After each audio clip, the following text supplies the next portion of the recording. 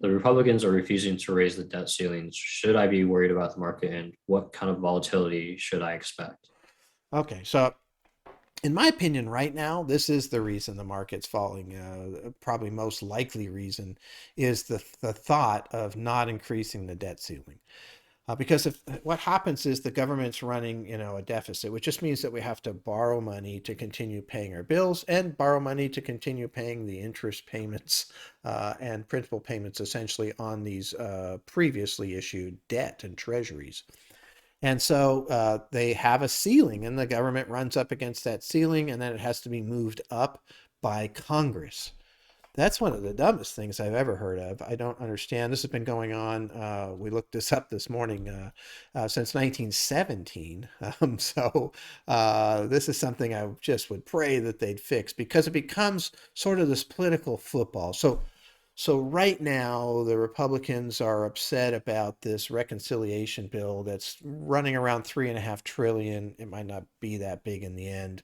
And one of the ways they're trying to stop the Democrats from getting that through is by telling them, look, we're not going to participate in increasing the debt ceiling, which obviously you'd have to do to issue this new, large spending program. And and on the other hand, you have the Democrats saying, well, look, they're not participating. They're going to let the country default.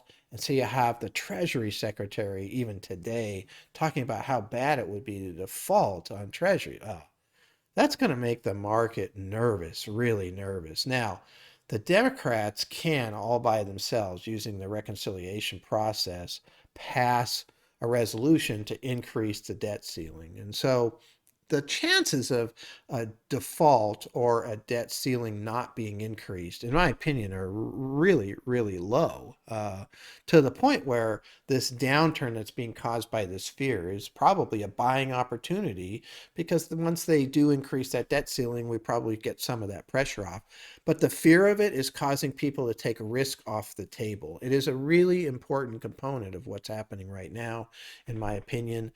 I really don't like this scenario at all. I think that there's got to be a better way to figure out how to raise the debt ceiling or get rid of it altogether.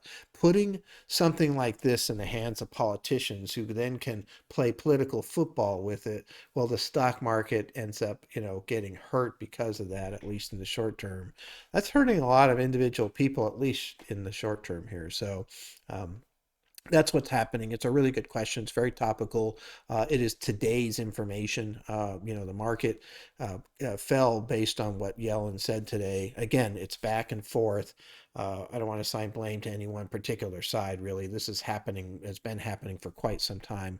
It's just that the debt ceiling is a political football, and it shouldn't be, as far as that goes. This is a finance operation that should be done.